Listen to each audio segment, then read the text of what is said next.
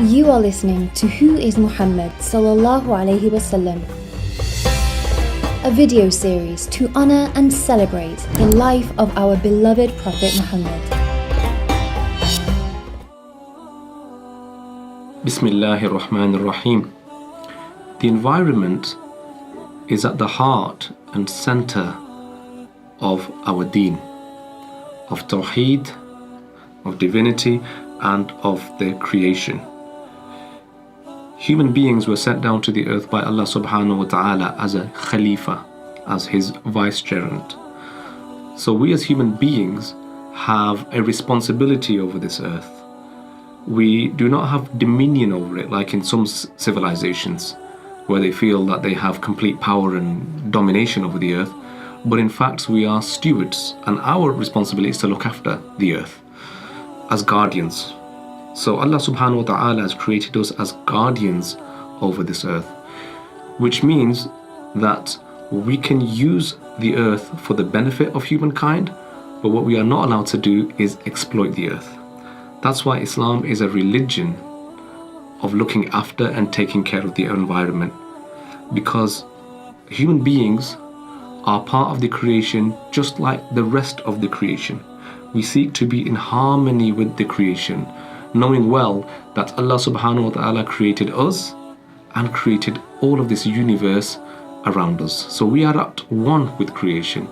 We are the creation just as the rest of Allah subhanahu wa ta'ala's creation is part of his creative process. In fact, the Holy Qur'an says, لَخَلَقُ السَّمَاوَاتِ وَالْأَرْضِ أَكْبَرُ مِنْ خَلْقِ النَّاسِ. The creation of the entire universe, of the samawat and the earth, is greater than the creation of human beings. We are just a microcosm within the larger universe. And this is a lesson for those that might feel about the arrogance of being human beings within this wider universe. Allah subhanahu wa ta'ala tells us that we are in fact smaller than the samawat and the ard. So Islam is a religion in which it sees an individual as part of something greater, part of the greater creation.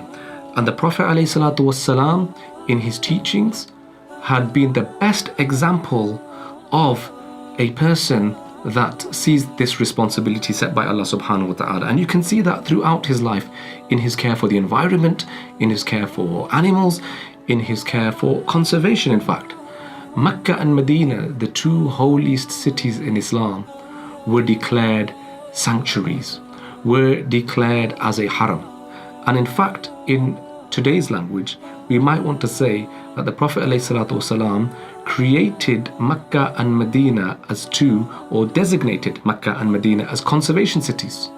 Because within those cities, you are not allowed, as the hadith says, the Prophet ﷺ said, do not cut down the trees even, except if they are required to graze the animals. So the trees in Mecca and Medina, in these two holy sanctuaries, is prohibited to cut them down unless one has grew those trees themselves in order to use it to graze those animals.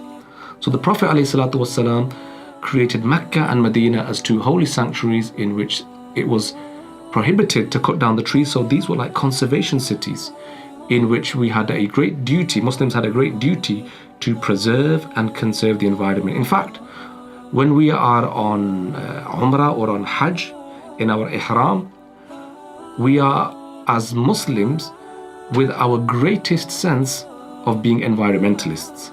You might see that all of us, whilst we are performing these rituals and in our Ihram, we are actually environmentalists at the time here, at the highest possible point that we can be, to give us that awareness of what it means like to conserve and to take care of our environments in terms of trees, plants, and also animals, that they cannot be hurt, they cannot be slaughtered in a state when we are pilgrims in the holy city of Mecca.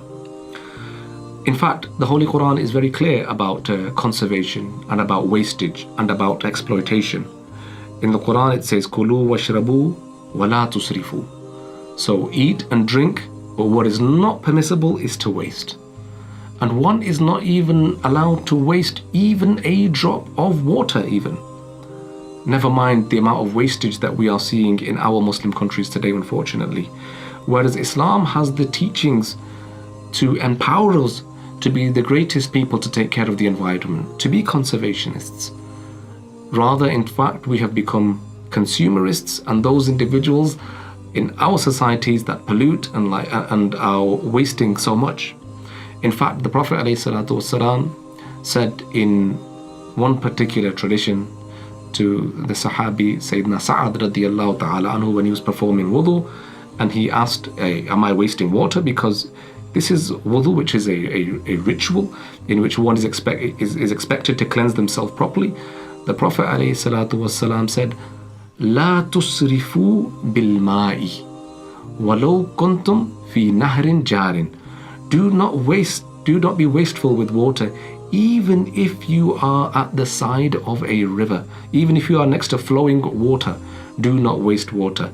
Never mind if you are doing it out of a pot or from a tap, or even if you see in front of you that it seems like the water is endless, then even in that situation, do not waste water.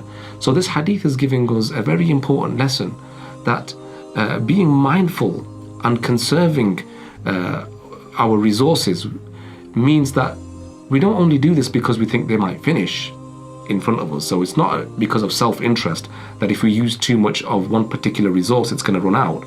Even when you are in a situation where you think it's not going to run out, Muslims are not permitted to waste because of a larger consideration for the environment. So that's just a bit about conserving the environment and being an environmentalist in terms of not damaging our environment. In fact, the Holy Qur'an refers to that individual who engages in disorder and corruption in the earth, fasad fil ard as we call it, as a person yuhlikul hartha wan nasl. So a person that destroys the crops and destroys livestock, destroys cattle. So an individual that is in the Qur'an is condemned for spreading corruption on the individual. They are described as that person that goes about destroying the environment. And then the Prophet ﷺ also stated in terms of this was about conserving and maintaining the earth as it is. And you can see a person that destroys the earth is referred to, or somebody who engages in ecocide is somebody that does fasad fil ard.